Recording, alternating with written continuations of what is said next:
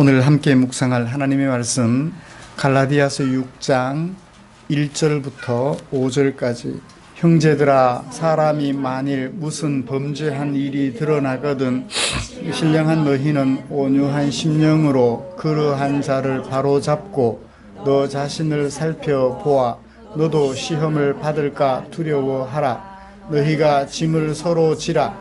그리하여 그리스도의 법을 성취하라. 만일 누가 아무것도 되지 못하고 된 줄로 생각하면 스스로 속임이라. 각각 자기의 일을 살피라. 그리하면 자랑할 것이 자기에게는 있어도 남에게는 있지 아니하리니 각각 자기 짐을 질 것임이라. 아멘.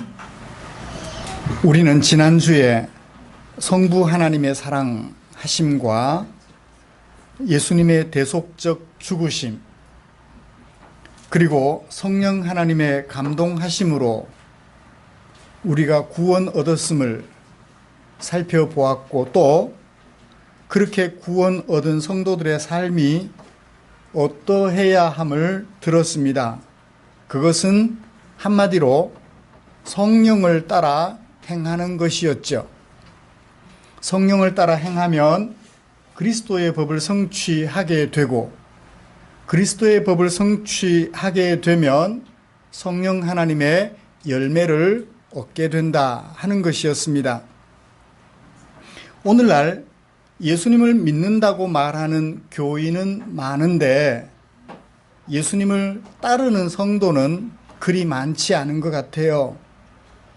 말하는 것을 들어보면 성도 같은데 행동하는 것을 보면 성도가 아닌 경우가 다분히 많다는 얘기입니다. 천지의 창조주가 하나님이심을 누구보다 강하게 고백하는 어떤 과학자이며 그리스도인인 사람이 있습니다. 그가 현직보다 좋은 한 자리를 제안받았습니다. 그 제안을 자기 것으로 삼기 위하여 했던 일을 하지 않았다고 거짓말을 합니다. 자신은 역사에 대하여 아무런 생각이 없는 사람이라고, 스스로 바보라고 거짓을 말합니다. 이렇게 좋은 한 자리를 위하여 스스럼 없이 거짓을 말할 수 있는 것이 한국의 지식인이며 교인의 수준이에요. 이렇게 말로만 하는 교인의 상태를 뛰어넘어서 행동하는 성도, 곧 성령을 따라 행하는 성도, 그래서 그리스도의 법을 이루는 성도가 되고자 힘쓰고 또 애쓰는 우리를 위하여 하나님께서는 귀하디 귀한 성경 말씀을 남겨주셨습니다. 오늘 우리는 그 중에 갈라디아서 6장 1절부터 5절까지 말씀을 함께 읽었습니다.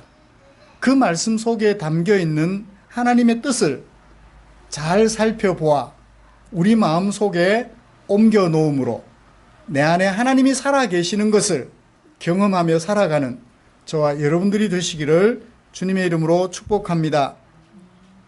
제목은요, 그럴 수 있지만, 경상도 사람들의 발음 특징이 그렇습니다. 정확하지 않아요. 잘 들으십시오. 그럴 수 있지만 이라는 제목으로 함께 은혜를 나누려고 합니다. 말씀 나눌 때 하나님의 크신 은혜가 우리 모두에게 가득하게 되기를 소원합니다. 먼저 우리가 함께 교독한 본문은 1절부터 3절까지가 하나의 설교예요. 그리고 4절부터 5절까지 말씀은 1절부터 3절까지 말씀과 관련된 두 번째 설교예요. 1절에서 3절까지 말씀에서는 바울은 교회 안에 범죄한 사람이 확인되었을 경우, 그 경우를 가상하고 그 경우에 어떻게 처리해야 하는지, 그것이 성령을 따라 행하는 것인지 설교하고 있습니다.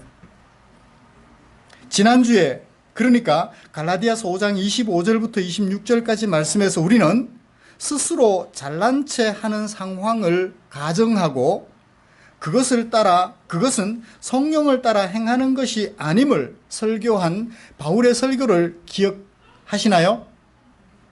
잘난 체 하는 것은 어떤 것이라고요? 서로 질투하게 하고 서로 화나게 하는 좋지 못한 것임을 살펴보았습니다. 우리 자주 잘난 체 하잖아요. 나는 이런 사람이야. 너 같은 사람이 나하고 감히. 그래서 싸움이 일어나죠. 그것은 성령을 따라 행하는 것이 아님을 우리에게 말씀해 주었는데 그 유사한 상황을 오늘 또 가정하고 우리에게 설교해 주고 있다는 것입니다. 그리고 4절부터 5절까지 말씀은 1절 하반절에 살짝 언급하고 지나간 자신을 살펴라 라는 것을 조금 더 확장하여서 이어서 설교해 주고 있습니다. 다시 말하면 주의 깊게 살펴보는 차원을 넘어서서 조금 더 깊게 아예 자신을 시험해 보라고 두 번째 설교를 하고 있습니다. 그래서 형제의 범죄를 거울 삼아서 자기 스스로도 성령을 따라 행하는 성도가 되도록 그렇게 권면해 주고 있습니다. 이런 말씀을 가지고 똑같이 사도 바울처럼 두 가지로 나누어서 여러분들에게 설교해 드리려고 합니다. 말씀 나눌 때 우리에게 하나님의 은혜 가득하시기를 바랍니다. 오늘 바울이 성령을 따라 행하는 삶이 어떤 삶인지 설교하기 위하여 가정하는 가상 상황, 그것은 뭔가요?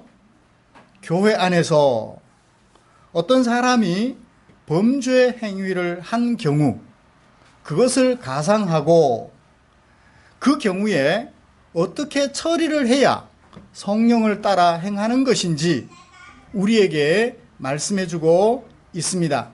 사실 바울이 가상하는 그 범죄는 아직 실제로 일어나지는 않았어요. 왜냐하면 드러나거든 이라는 것이 가정법 과거 동사예요. 아직 일어나진 않았는데 혹시 일어날 수도 있다라는 상황을 가정하고 이렇게 했으면 좋겠다라는 뜻을 담고 있지요.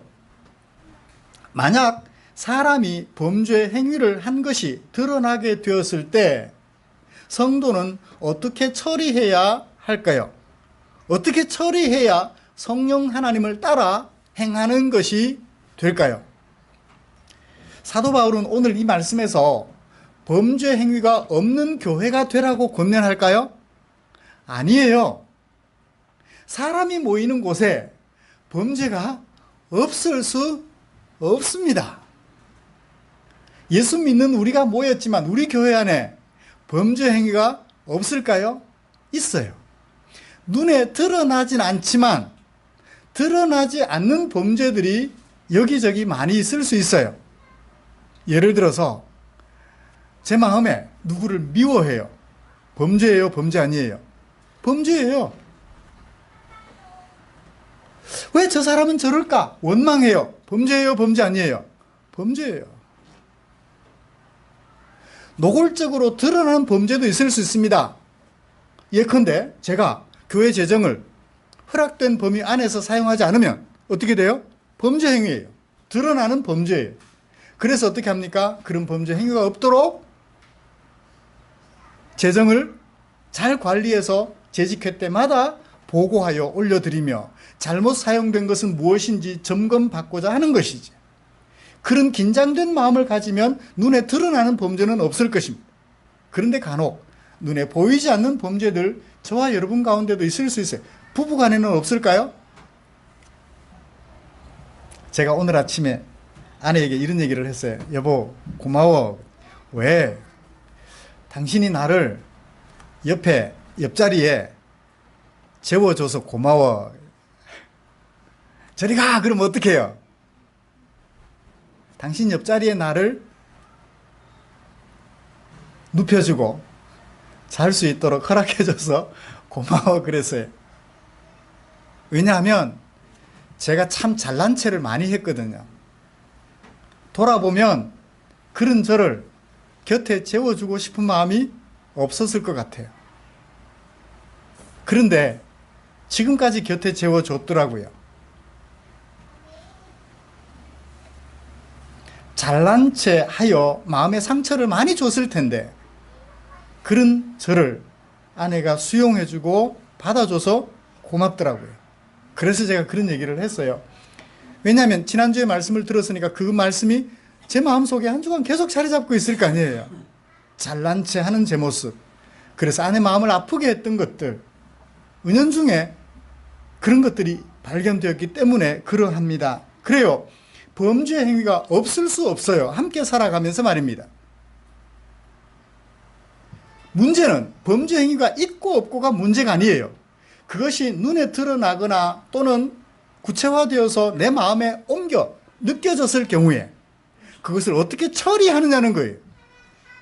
그 처리를 잘하면 성령을 따라 행하는 것이 되고 그 처리를 잘 못하면 성령을 따라 행하는 것이 아니라 육체의 정욕을 따라 행하는 것이 되고 만다는 것입니다. 우리 안에 범죄 행위가 발견되었을 때 성도는 과연 어떻게 해야, 우리 교회는 어떻게 해야 성령을 따라 행하며 그래서 그리스도의 법을 성취하며 성령의 열매를 맺어 놓을까요? 마귀는 우리에게 범죄 행위가 발견될 때 우리를 자꾸 자극해요. 싸워.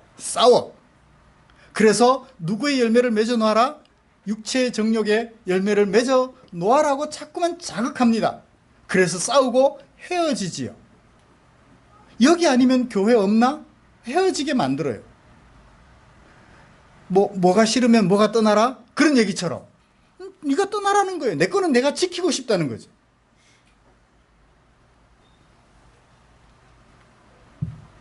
그래요. 사탄은 범죄 행위가 발견되었을 때 우리를 자꾸 자극합니다. 저를 처치하라고. 아니에요. 하나님은 어떻게 하나요? 처치하는 것이 목적이 아니라 그를 잘 돌보아서 바른 길 갈 수 있도록 하라는 거예요. 성령을 따라 행함으로써 말입니다. 바울은 이렇게 말합니다. 그 범죄한 사람의 범죄 행위가 발견되었을 때 뭐 하라고요? 바로 잡아라고요. 일단은 바로 잡으래요. 두 번째로 바로 잡을 뿐만 아니라 어떻게 하라고요? 2절 짐을 서로 지래요. 어떤 말인지 좀 이따가 제가 설명을 해드리겠습니다. 자, 그것을 바로 잡고 서로 그 짐을 져줘야 할 사람들, 그들을 누군가요? 너희라고 표현해요. 너희는 누구죠? 갈라디아 교회 성도들이에요. 그런데 그 갈라디아 교회 성도들을 수식해주는 형용사가 앞에 하나 있습니다. 뭔가요? 신령한 너희는. 신령하지 못한 너희는이 아니라 신령한 너희는. 여기 신령한이라는 말은 어떤 뜻을 가지고 있을까요? 우리가 쉽게 이해하는 대로 표현을 해보면 성령님과 함께하는 너희는. 그래요. 그리스도의 법을 성취하려는 너희는, 예수님을 구주로 영접한 너희는. 신령한이라는 말이 가지고 있는 의미를 짐작해 볼 수 있겠죠. 그렇습니다. 예수님을 구주로 영접한 너희는 교회 안에 범죄한 형제가 발견되었을 때 그 문제를 어떻게 처리할 거냐. 신령한 성도니까 어떻게 처리해야 되겠어요? 신령하게 처리해야 되겠죠. 성령 하나님을 따르는 백성들이니까 성령 하나님을 따라서 처리를 해야 되겠죠. 바로 잡는다는 것이 어떤 말일까요? 범죄 행위가 일단 발견되었다면 어떻게 해야 돼요? 바로 잡아야 돼요. 바로 잡는다는 말은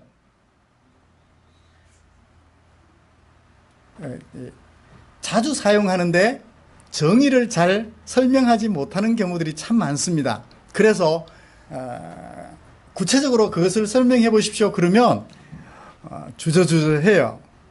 바로 잡는 게 뭐죠? 수정하는 거예요. 그죠? 이제 범죄했다는 얘기는 바른 길 가야 되는데 잘못된 길로 들어섰다는 얘기니까 그것을 바로 잡는다는 얘기는 수정한다는 뜻을 가지고 있죠. 수정할 뿐만 아니라 또 어떻게 하는 건가요?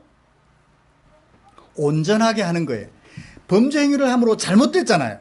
그 잘못된 것을 수정해서 바로잡는데 온전하게 바로잡는 거예요. 본래대로 제대로 가야 할 길로 바로잡아가는 것을 말하죠. 그런데 그렇게 바로잡을 때 어떻게 바로잡아라?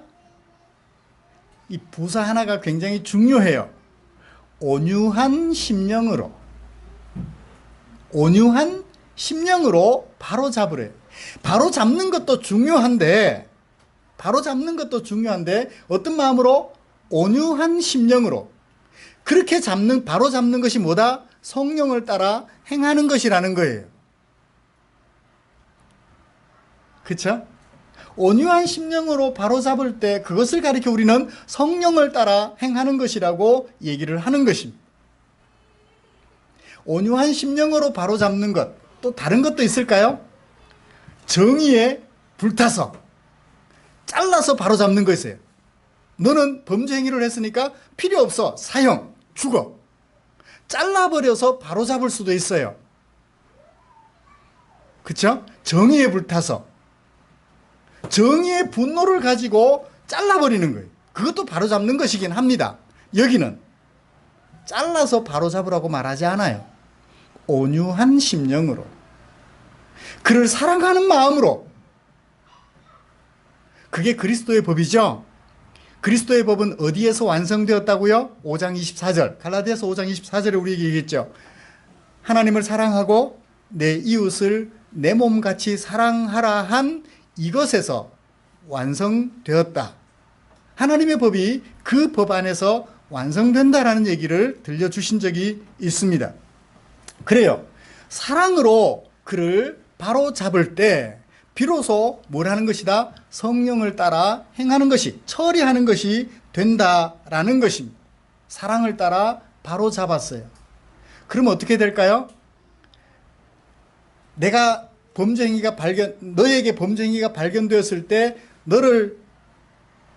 너의 범죄를 찾아내어 추궁하여 처리할 마음을 가지고 달겨들면 범죄 행위를 한 사람은 뭐 할까요? 긴장하게 되겠죠. 그래서 어떻게 합니까? 최대한 내 범죄 행위를 감추려고 합니다. 그리고 어떻게 하나요? 그것을 감추기 위해서 거짓말도 서슴없이 하게 돼요. 결코 바로잡을 수가 없어요. 각종 증거들을 들이대는 경우에, 최악의 경우죠. 증거들까지 들이댔다는 얘기는 너는 없어져야 된다는 거예요. 왜? 일찍 시인했더라면 용서해 줄 수 있는데 증거까지 들이밀었으니 너는 용서해 줄 수 없어라는 것이 전제가 되죠.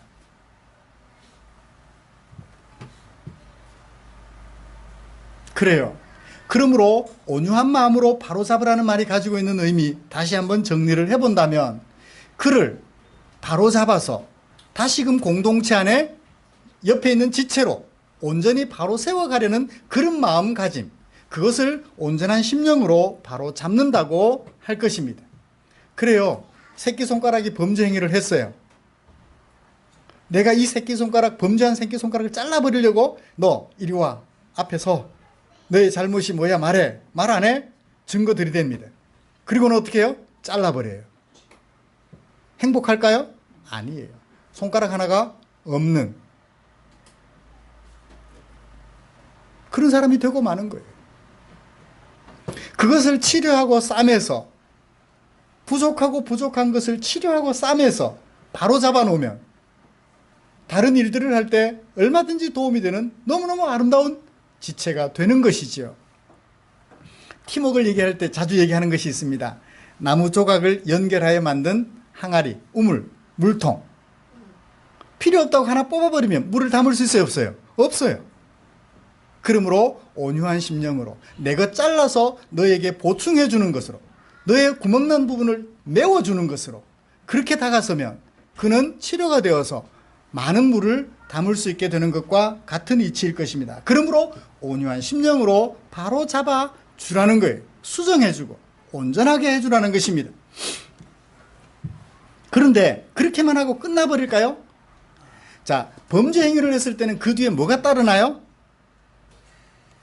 범죄 행위를 하면, 그래서 그것이 드러나면 뭐가 따르죠? 책임이 따라요. 책임이 따라요. 그것이 감옥에 가서 며칠 살고 나오는 것이면 괜찮아요. 그런데 어떤 경우는 어떻게 돼요? 예를 들어서 옆집에 유리창을 깼어요. 어떻게 해야 돼요? 물어줘야 돼요. 그 유리창이 그냥 유리면 몇천 원 안 해요. 그죠? 비싼 유리예요. 그럼 어떻게 해야 돼요? 어떻게 할 수가 없어요. 많은 것을 보상해 줘야 되기 때문에. 근데 그 범죄한 행위가 그 능력이 없어요. 문제는 그거예요. 그럴 때 어떡하죠? 2절입니다. 범죄 행위가 인정이 되고 바로 잡아질 때 드러나는 것이 책임이라는 것이. 그 책임을 유야무야 덮어주고 넘어가기가 참 어려워요. 얼마 전에 그런 일이 있었죠. 외국 수입차, 비싼 차. 폐지를 주워서 지내는 생활하는 할머니 한 분이 리어카를 끌고 가다가 힘이 없어서 그 외제차 옆면을 긁어버렸어요. 그 외제차 주인이 어떻게 했죠? 할머니 전부를 팔아도 안 될 그런 상황인데 용서해 준 그것이 언론에 SNS상에 한번 드러난 적이 있었죠. 그래요. 다행히 피해를 입은 범죄 행위로 말미암아 피해를 입은 그 사람이 용서를 하여 탕감을 해주면 좋은데 그러지 못하고 갚아야 할 경우에 책임이 따르는데 그 책임을 감당할 수 없는 상황에서 어떻게 할 거냐는 거예요. 그럴 때 어떻게 하라? 서로 짐을 지라는 거예요. 그 서로의 짐을 함께 공동체가 짊어져 주라는 거예요. 그래서 그가 내 잘못을 수정할 뿐만 아니라 바로 잡아서 책임까지 해결하는데 도움을 주라는 거예요. 이것이 바로 공동체 안에서 범죄한 형제를 발견했을 때 그 범죄 처리를 해가는 과정에 무엇을 따라 행하는, 누구를 따라 행하는? 성령을 따라 행하는 삶의 결과라는 것을 우리에게 보여주고 있습니다. 사랑하는 성도 여러분, 그렇게 하면 어떻게 되나요? 2절 마지막에 그리하여 너희들은 그리스도의 법을 성취하라 라고 명령형인 것처럼 표현해놨어요. 아니에요. 그냥 미래시제예요. 서술형이에요. 그렇게 하면 어떻게 될 거다? 그리스도의 법을 성취하게 될 거야. 미래시제. 지금은 안 했지만 그렇게 하면 그리스도의 법을 성취하게 될 거야 라고 우리에게 바울이 권면해주고 있음을 보게 됩니다. 사랑하는 성도 여러분, 우리 모두는 범죄 행위에서 자유로울 수 없어요. 범죄 행위에서 자유로울 수 없는 만큼 범죄 행위를 너도 할 수 있고 나도 할 수 있어요. 형제의 범죄 행위가 드러났을 때 이제 어떻게 처리하는 것이 성령을 따라 행하는 것인지 잘 드러났지요? 다행히 우리 교회는 범죄 행위에 대하여 권증을 해야 할 만큼 원인과 결과를 찾아서 처리해야 될 만큼 그런 문제가 아직까지는 생겨나지 않았습니다. 사실 그런 문제가 생겨나는 교회들이 참 많아요. 참 많아요. 그럴 때 이것을 어떻게 처리할 것인지 우리에게 잘 말씀해 주셨습니다. 바울은 범죄하지 않는 공동체가 되기를 바랐을 것입니다. 그러나 그보다 더 앞서 범죄하는 일이 있을 때 어떻게 처리해야 될 것인지 우리에게 분명하게 말씀해 주셨습니다. 처리할 때 성령을 따라 행함으로 그리스도의 법을 성취하고, 그래서 어떻게 해요? 그 형제도 살리고 공동체 전체가 새로운 생명력으로 넘쳐나게 되기를 간절히 바랐던 이 바울의 소원을 저와 여러분 우리 모두의 마음속에 새기시기를 간절히 기대합니다. 자, 그렇게 해서 형제 문제를 처리했어요. 그것만 하면 될까요? 바울은 하나 더 이야기합니다. 1절에서 형제의 범죄를 바로 잡을 때 뭐라고 했죠? 자기도 살피라 라고 얘기를 했어요. 여기 자기를 살피라 라는 말과 5절에 자기를 살펴라, 5절이 아니고 4절에 각각 자기의 일을 살펴라. 한글로는 똑같아요. 그죠? 살펴라, 살펴라. 똑같은데 헬라어 원어가 동사가 달라요. 같은 뜻을 가진 것 같은데 같은 뜻은 아니에요. 앞에 1절에 살피라는 것은 watch, 지켜보는 거예요. 어떻게 되나 지켜보는 거예요. 주의 깊게 지켜보는 거예요. 뒤에 살펴보는 것은 테스트하는 거예요. 실험실에서 그게 되는지 안 되는지 실제로 테스트를 해보는 거예요. 헬라어로는 도키마조라고 합니다. 테스트 해보는 거예요. 그래요. 내가 범죄한 형제의 행위를 잘 살펴보고 그리고 그 범죄 행위를 온유한 마음으로 바로잡아주고 그 형제가 그 범죄의 책임에 대하여 혼자 감당할 수 없으면 도와서 그 문제를 잘 해결하도록 도와주되 그 상황에서 뭐도 하라? 자기도 살펴보라는 거예요. 그냥 자기 자신을 이렇게 비춰보는 정도가 아니라 아예 테스트 해보라는 거예요. 실제로 구체적으로.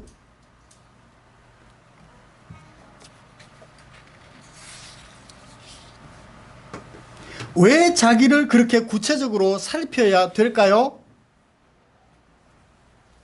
4절 하반절에 그리하면 어떻게 하면 자기를 구체적으로 테스트해서 잘 살펴보면 이거예요.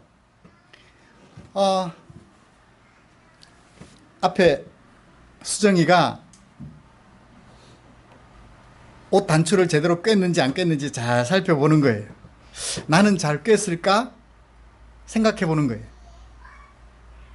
그리고 내 자신을 슬쩍 살펴봐서요. 제대로 꿰은 것 같아. 근데 거울 앞에 서요. 분명히 내가 그냥 내 몸을 살펴볼 때는 단추를 제대로 꿰은 것 같은데 거울 앞에 서보면 더 분명하게 테스트해보면 단추를 잘못 꿰네? 그때서야 부끄럽게. 제가 종종 실수하는 것 있어요. 이 앞에 자크를 제대로 안 올리는 거예요. 볼일을 봤으면 자크를 제대로 올려야 되는데 자크 맞나요? 지퍼. 죄송합니다. 지퍼를 잘 올려야 되는데 잘 이게 가끔씩 잊어버릴 때가 있어요. 절대 고의성 있는 거 아닙니다. 얼마나 잘났다고 제가 뭐 내려놓고 있겠어요. 그죠?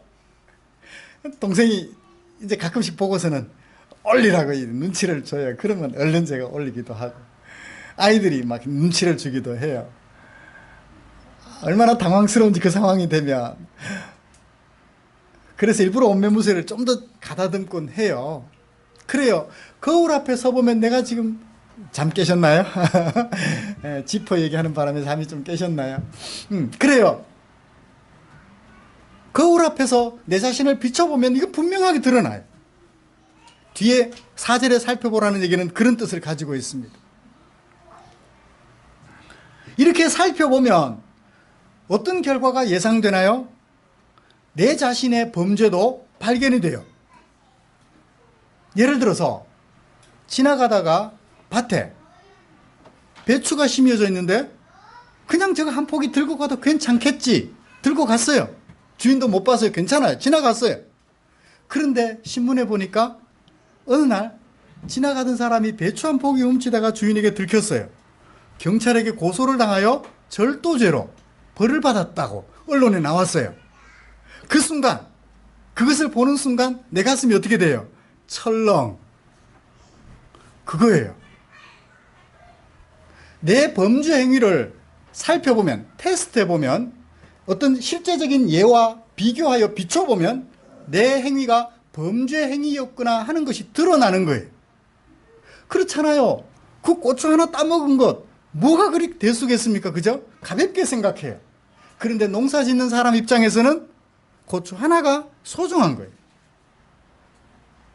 그것이 범죄 행위였다라는 것이 드러나게 되면, 그래서 그 거울 앞에 나 자신의 모습을 비춰보면 비슷한 행위가 내게도 있었는데 나는 범죄 행위가 아닌 것처럼 지나가 버렸던 거예요. 그러므로 자기를 잘 살펴 시험하면 내 행위가 범죄였는지 아니었는지도 발견하게 돼요. 그럴 경우에는 어떻게 되나요? 6장 5절. 왜냐하면 각각 자기의 짐을 질 수 있기 때문이다. 내가 범죄 행위를 했으니까 어떻게 돼요? 갚을 수 있게 돼요. 그때 집사님 제가 죄송합니다. 지나가면서 그게 아무것도 아닌 줄 알았는데 그것이 범죄 행위였어요. 제가 갚아드릴게요. 가끔씩 텔레비전에 그런 얘기 나오잖아요. 버스를 공짜로 탔어요. 시간이 지나서 그것이 마음에 찔려서 10배, 100배로 봉투에 넣어서 버스 회사에다가 보내주는 것. 뭐 이런 거 드러나는 것 있죠. 그런 거예요. 내 행위가 범죄 행위였다는 것을 발견하게 되면 내가 져야 될 책임을 감당할 수 있게 된다는 거예요.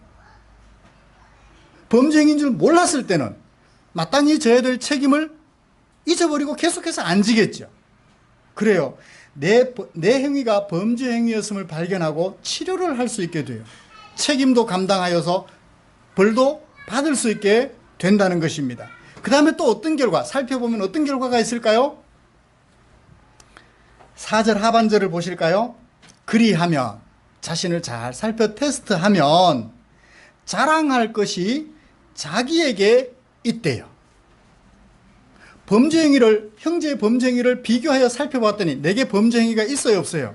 없는 거예요. 나는 그런 일을 한 적이 없어요. 그럼 어떻게 해요? 나 스스로에게 자랑이 되는 거예요. 최상호, 너 참 잘해서 적어도 너는 그 형제만큼 그런 죄를 짓지는 않았네. 앞으로 더 조심해. 뭐가 되나요? 예방이 되는 거예요. 그리고 자기에게 자랑이 돼요. 나는 저런 죄를 범하지 않았구나. 자기 자신에게 자랑이 돼. 남에게 자랑해. 나 그런 죄 안 저질러서. 그 자랑은 돼요, 안 돼요? 그건 안 돼요. 그건 자기를 잘난 체하는 거예요. 저 형제는 그런 죄를 지었는데 나는 그런 죄 지은 적 없어. 이건 잘난 체하는 거예요. 그래, 너 잘났다. 앞으로도 안 그럴 것 같아. 곁에서 주의해서 지켜봐요. 그리고 조그마한 꼬투리가 잡히면 씹기 시작해요. 그러므로 자신에게 같은 범죄 행위가 없다는 것이 발견됐을 때, 거울 앞에 섰을 때 어떻게 되나요? 유익한 점은 자신에게 자랑이 돼요. 그래, 지금까지 잘해와서 앞으로도 잘하자. 예방과 격려가 되겠죠. 말씀을 마치겠습니다. 사랑하는 성도 여러분, 우리 안에 범죄 행위가 없으면 참 좋겠어요. 그렇지만 사람인지라 범죄 행위가 발견됐을 때 그것을 어떻게 처리할 것인지 성령을 따라 처리하는 것에 대한 바울의 설교를 우리가 마음에 새겨 보았습니다. 그 형제의 범죄를 온유한 마음으로, 사랑의 마음으로 잘 보듬어서 치료하고 바로 잡아주며, 바로 잡아줄 때 혹시 힘이 부족하거든, 그래서 그 책임도 함께 져주는 그런 아름다운 공동체가 되기를 소원합니다. 성령을 따라 일을 처리하는 아름다운 공동체 되기를 원합니다. 그리고 그것을 기회로 삼아서 우리 자신도 테스트하여서 동일한 범죄 행위가 없으면 자기 자신에게만 자랑하십시오. 긍지를 가지시고 다시 나는 그런 범죄 행위를 하지 말아야지 결심하는 여러분들이 되시기를 주님의 이름으로 축복합니다. 그리고 내게도 동일한 범죄가 발견되었다면 저 사람은 책임을 져서 대가를 지불했는데 내가 여전히 대가를 지불하지 않고 있다면 내 범죄 행위의 책임을 내가 마땅히 져서 그에게 보상을 해줌으로써 내가 속한 공동체를 정말 성령을 따라 행하는 공동체로 만들어가는 저와 여러분들 되시기를 주님의 이름으로 축복합니다. 기도하시겠습니다. 하나님 아버지 고맙습니다. 우리를 사랑해 주신 당신의 사랑 우리 가슴 속에 담아 봅니다. 내 죄 발견하시고 내 죄를 대신 짊어지되 십자가에 당신의 목숨을 바쳐 대신 짊어져 주신 예수님, 그 주님을 생각하면 형제의 범죄 행위 바로 잡아주지 않을 이유가 없으며 바로 잡아줄 때 책임이 무거워 감당할 수 없다면 그 책임을 나누어서 짊어져 줄 이유가 없을 것입니다. 나누어져 주지 않을 이유가 없을 것입니다. 하나님 아버지, 그러므로 우리 안에 범죄한 형제가 발견되었다면 그를 사랑으로 잘 보듬어 바로 잡아주는 것은 물론 그 책임까지 함께 나누어 짊어져 줌으로써 성령을 따라 행하는 아름다운 교회 될 수 있도록 은혜 내려 주시옵소서. 또 형제의 범죄 행위를 보면서 형제를 저주하기보다는 그 형제만 바로잡아주기보다는 나 자신도 살펴 테스트함으로써 혹시 동일한 범죄가 발견된 것을 발견했을 때 지금까지 감당해주지 못했던 책임까지 짊어져 감당해주고 혹 내게 그 범죄 행위가 발견되지 않았다면 안도의 한숨을 내쉬며 주님의 은혜를 구하여 동일한 범죄 행위를 저지르지 않는 그 일에 매진하는 당신의 종들이 되게 하여 주시옵소서. 우리를 사랑해 주신 주께 감사드리며 예수님의 이름으로 기도드리옵나이다. 아멘.